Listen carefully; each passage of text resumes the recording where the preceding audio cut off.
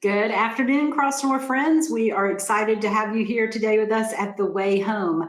I am Holly Kessler. I'm the Senior Director of Community Relations for Crossnore, and I'm your host for The Way Home.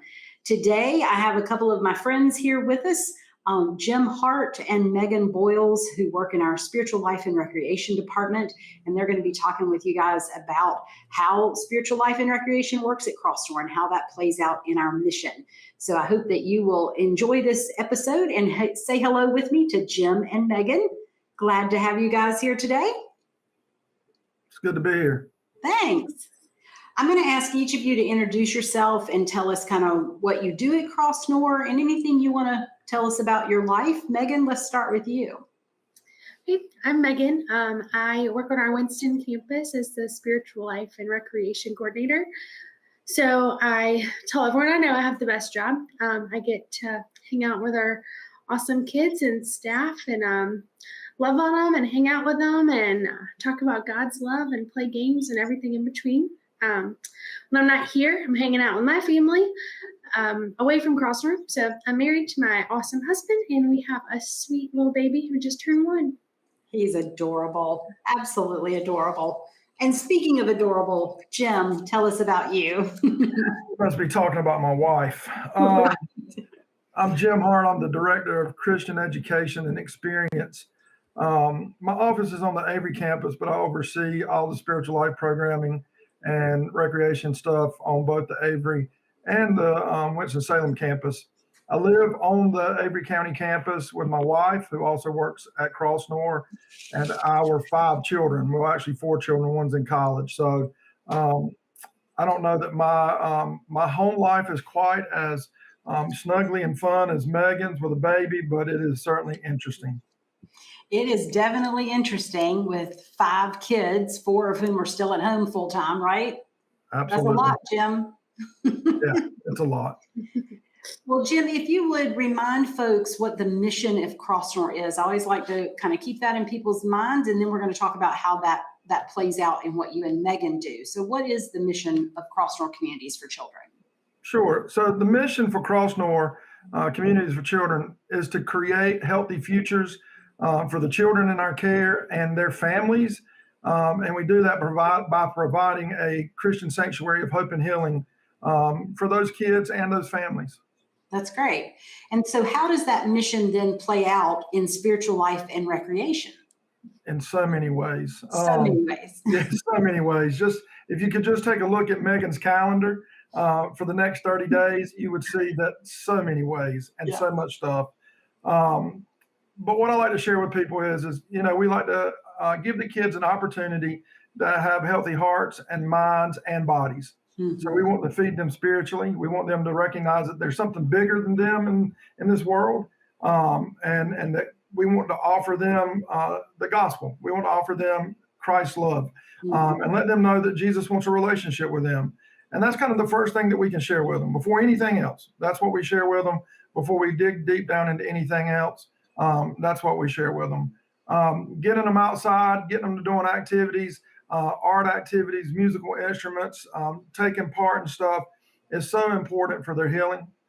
Trauma takes away the ability to sometimes imagine. It's hard to imagine a better future.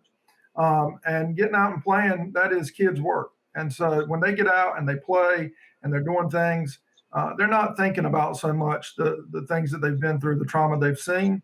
They're just out being a kid and having a good time and being healthy. And so it's super important for spiritual life and recreation to be tied together. And I love the way you describe that as kids' work. We do provide a lot for the kids here around, educational opportunities, opportunities to go to what am I trying to say? Like cultural events, like, an art gallery or a play or something like that. And then we do fun things like beach trips. And sometimes when I'm out in the community, people will ask, well, like, why do you take the kids to the beach? And that's the answer, right? Because that's part of their healing. Holly, my favorite thing in the entire year is our beach trip. Mm-hmm. Some of our kids, they've never seen the ocean before. They've never been able to walk on the beach. And so we stay down at Camp Caswell at Oak Island, And when they walk over the dune for the first time and they see the salt water and they see the beach, that look is, I hope that I can see it for the rest of my life. It's amazing. Yeah. It's like I'm seeing the beach all over again for the first time, and to hear them and their excitement over it. And we get to take kids fishing and they get to play in the water. It is an amazing experience.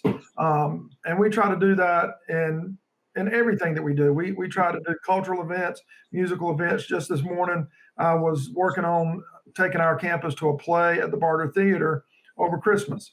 So we try to provide a lot of opportunities for our kids to explore things and experience things. Yeah, and Megan and I have been working on some tickets to the Winston-Salem Symphony. So all kinds of, cultural activities. And we're sponsoring the Wake Forest football game this coming weekend, which will actually be before this episode comes out, but we'll be taking kids to that too. So all of that really plays into that healing that they have and just getting to be a kid again. We want the same thing for the kids that we serve at Crossnore that we would want for the kids, of our own. So you talked a lot, Jim, about meeting that mission, providing Christian hope and healing for kids. And certainly at Crossnore, as a faith-based organization, our faith tradition is in Christianity, but we serve kids that don't come from a Christian background. So what about those children that come to Crossnore with some other type of spiritual background or maybe no spiritual background at all? Yeah, absolutely. That is super important to us. When I originally interviewed for this position, I said, hey, look, what are kind of the indicators of success in this role? Because if, pulling kids down the aisle to baptism is going to be the mark of success, I'm the wrong person for the job. Right. Because I feel like what I said earlier is that we're just here to offer them the gospel, and we're here to share that with them, and we're here to let them know that Jesus loves them. And then we allow them to make their own decisions about that, just like we would, our own kids. Right. As far as kids who come to us that have a different faith background or have no faith at all, we do not require them to participate in chapel or church. Now, we go to chapel and we go to church, but we don't require them to participate. They can bring a book and sit in the back and read it. They can sit and listen to some music if it's not disrupting anything in the church. And then as they share their faith background with us, we look for opportunities for those kids to participate and worship in their particular faith background. And so we will look for opportunities to take them to a temple or to take them to church somewhere else if they have a different faith background. And I will have conversations with them. I have resources in my office for those kids. We could have a kid that could walk into my office who comes to us with no faith background. And they may say to me, hey, I want to be Buddhist. And my initial conversation with them is not, hey, that's bad, bad, bad. You need to be a Christian. I'm like, okay, well, you owe it to yourself and to Buddhism to know a little bit about that. So here, I've got some resources for you. And take them, read them, look over them, and let's get together and talk about it. And we sit and we have conversations about it. Yet they still hear my perspective from a Christian standpoint, but I get to hear their perspective and their understanding of it and why they're making that decision. That can be difficult for people sometimes, but we're just here to walk with these kids where they are right now, kind of in a ministry of presence. And so I think it's really important for them to have some agency in that decision making. 100%. It's so important for them. They've lost a lot of, choice in their life just by virtue of being in foster care. And so where we can allow them to have that agency, I think is really important. And I also think it becomes a conversation. Like, you're not here to, to pound your own beliefs into them. You're here to have a conversation with them. And there's a lot that can come from a conversation versus, preaching at somebody all the time. Yeah. I really appreciate that so much. And Megan, if you would talk a little bit about how your role helps kids find that hope and healing. And I think you're new here on our Winston-Salem campus. And so I think you've got, an interesting perspective, and some of the things that you've done with the kids have been really cool here that I've heard about. So. Oh, thanks. Yeah, so I think before I started, I might have answered this totally differently. Yeah. So it's been a few months. I don't know. I'm terrible at time. It's been since March. And I have learned that hope and healing sometimes is that ministry of presence. It's hanging out and sitting with a kid who's had a pretty crappy day and doing some homework or eating some ice cream on a bench and not really saying anything. Or running around and playing football and knowing nothing that I'm doing, how to do it, but having fun and just being there. I have found that some of the most sacred moments have been unexpected. Some of those moments where I think that hope and healing is offered to our kids has been in the most unexpected ways. It's been outside of an ice cream truck. It's been after a long, amazing race, summer adventure. It's been in the middle of frustration at tutoring. It's also been in fellowship and worship experiences where you might, expect those things to happen. Just this past weekend, we had a fall fun night where we're having so much fun and it's chaos and crazy and there's kids and pumpkins and carving and all the things. And this one little girl was just like grinning, like ear to ear. And I walked over to the person she was with and to her and I was like, "Hey, how's it going?" And she looked up at me and she smiled and said, "I've never carved a pumpkin." Aww. And I had to look away because I was like full of tears because she's 5 and she'd never carved a pumpkin and it was magic. This shell she had, before that kind of fell apart. And she was just a 5-year-old carving a pumpkin and got to relax. And it was magic. So I think those are those hope and healing moments that folks might not expect, but it's probably happening more there than places you might expect them. Yeah. And I even heard, Megan, about you teaching the kids how to make communion bread. And I thought that was such a unique way. It'd be real easy to bring them in the chapel and sit down and say, okay, here's what communion is about. But talk a minute about that experience of even just cooking communion bread. And why did you choose to kind of go that route with it? Yeah. So we made some communion bread this summer for fellowship. And we partnered with the educational support team because I have learned time and time again, when our kids see us crossing those lines and working together, it just reiterates this hope and healing from all ends. And it helps us to have extra adults when you're doing something like baking bread.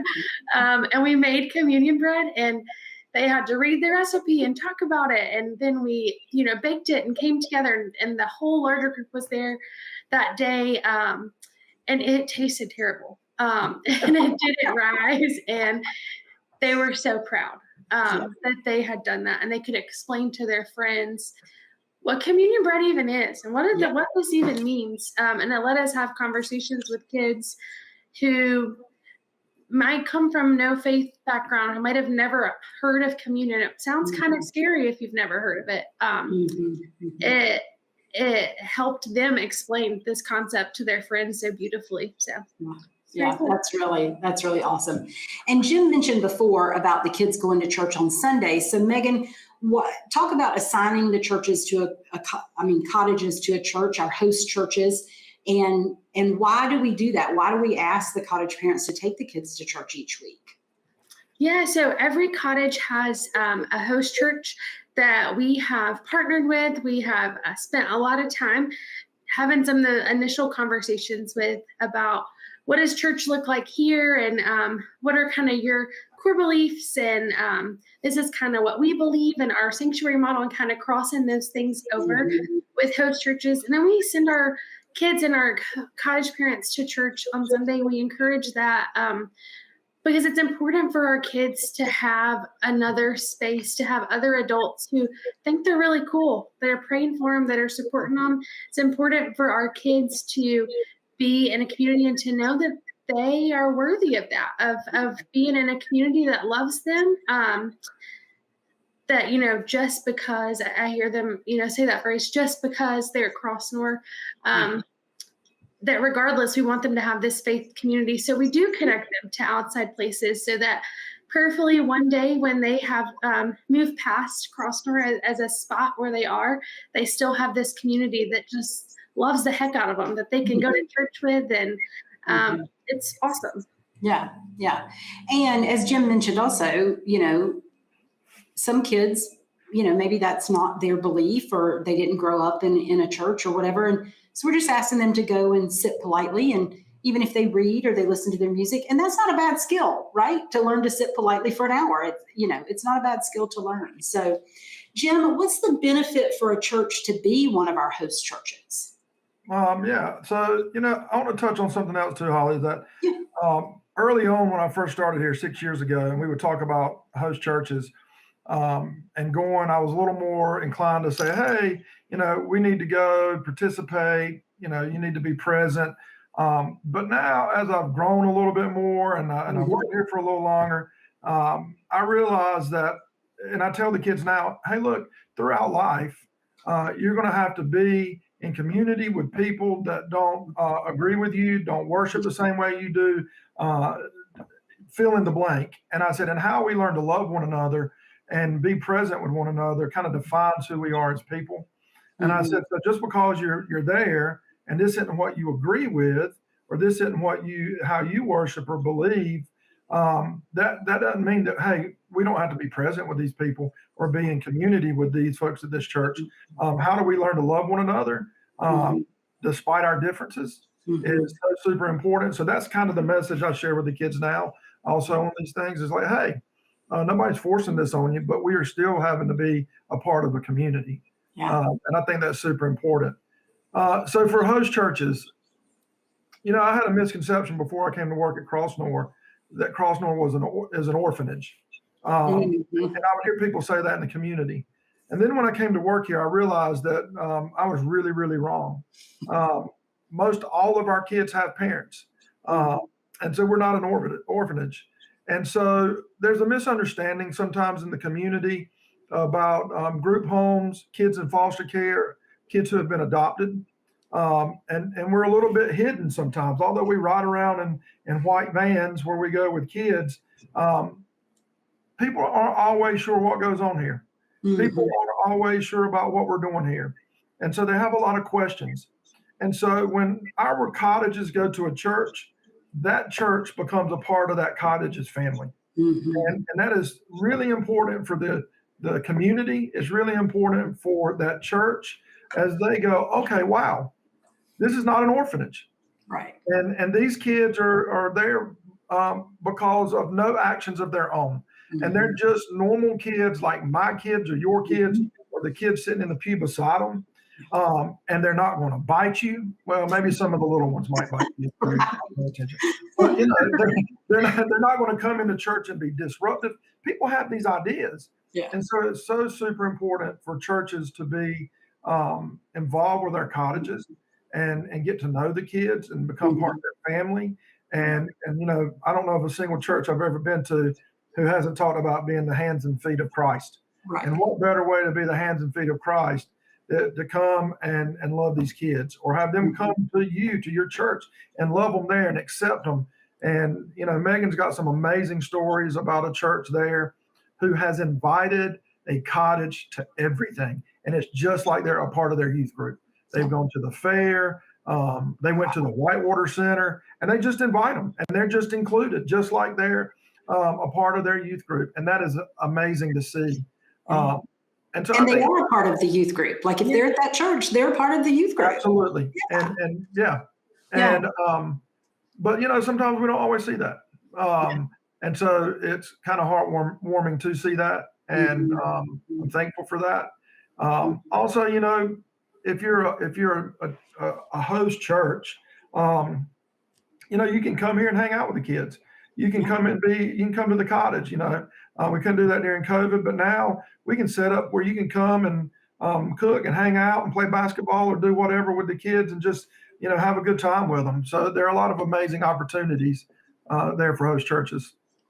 Yeah, I just recently did some training with Megan's host churches here in Winston, and one of the churches there talked about how a couple of the kids from one of the cottages, or the cottage that attends their church, are going through acolyte training at their church. And I just, like, I really almost lost it when she was talking about this, because it has made such an impression on the children to be trusted, to have a public role in the worship service, to, she said, to walk down the aisle with fire, and what an amazing experience for those kids who may have never experienced anything like that, or maybe they did and they sort of lost that when they were in foster care. Now they get to do it again.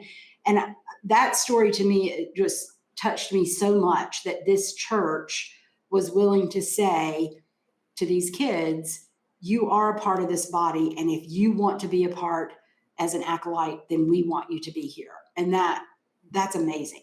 Absolutely amazing. And Holly, you touched on something else that I hadn't really thought about, was the training that you did with those churches. Mm-hmm. If a church is a host church and they're having kids come there and they go, hey, look, we would love to learn more about trauma and have some more training. Guess what? You can get some free training. You sure can. You can come out and get some free training. Might even provide lunch for you. So that's a great opportunity also. Yeah, it is. Thank you for that, Jim. So if folks are interested in spiritual life or recreation at Crossnore, are there ways that they can help? Besides being a host church, are there other ways that they can help, Jim? Absolutely. I'll talk a little bit about Avery, and then I'll have Megan share a little bit, because although everything kind of runs the same, just things are a little different on each campus. Here on the Avery campus, host churches can come out and do things with the kids in the cottages. Mm-hmm. They can come out and volunteer. People in the community can come and volunteer. We're always looking for visiting resources where someone just comes and plays basketball with a kid, or comes and hangs out with them and reads with them. Or if you've got a talent for a musical instrument, we've got a kid on campus right now that absolutely loves playing a ukulele. The kid is obsessed with a ukulele. And so if someone in the community loved playing the ukulele, they could come and hang out with this kid and do these type things. If you don't think that your calling is to come and hang out in a cottage, there's still ways that you can volunteer that will directly help the kids. Mm-hmm. We have a community garden here. We have a bicycle program where kids get bikes. If you like to tinker on bikes, you can come help do that. Come help pull weeds in the garden or at the farm in the summertime. There are kids around and about. You can certainly do those things. So there are lots of opportunities to get engaged, either with an individual kid, Mm-hmm. to be a cottage sponsor, or reach out to Elizabeth O'Hagan. She's got lots of opportunities in what we call our bird cage and sorting and putting stuff away. So there are lots of opportunities, like I said, ranging from an individual kid all the way to just doing volunteer opportunities. That's great. That's great. Anything you would add, Megan, for your campus? Yeah, I think a lot of that translates over, and like Jim said, just reach out if you have a calling, a passion, a gift, something you want to share, and we can creatively figure it out. It's very important to us that our relationships with the kids are consistent. So figuring out ways to make those, maybe you want to drop off casseroles for cottages one Friday after school, so they can have a nice dinner warmed up, and the cottage parent and the kids can just kind of hang out, have a movie night in or something, and not worry about that. And maybe you want to come play basketball, and so we figure out a schedule so you can come do that consistently with some of our kids. There's definitely ways to connect, and so we can all share our gifts and talents and let the kids explore and share theirs as well. Yeah, that's great. Well, you guys have done a great job, not only talking about what you do, but actually doing what you do with our kids. Like, I feel fortunate that I get to see it sometimes and hear the stories that you guys share. And so I would say to both you, Jim, and Megan, thank you so much for what you do. We didn't touch much on some of the hard parts of what you do, and you hear hard stories. But you guys continue to show up every day and to love on these kids, and to lead us as staff, and to lead our community volunteers and community partners in loving on those kids too. So thank you so much for everything that you do. For those of you listening, if there's anything else that you want to know about our Spiritual Life or Recreation program, please check out our website. There's lots of information there about all of our programs. and about ways that you can get involved as a volunteer, as a donor, or involved in some of our programs. So thank you again, Megan and Jim, for being here. Thank you guys for listening to our Facebook Live. We also are on YouTube, and we will have a podcast episode up by the end of the week after this airs. And so we hope that you will continue to join us each week right here on The Way Home. Thanks.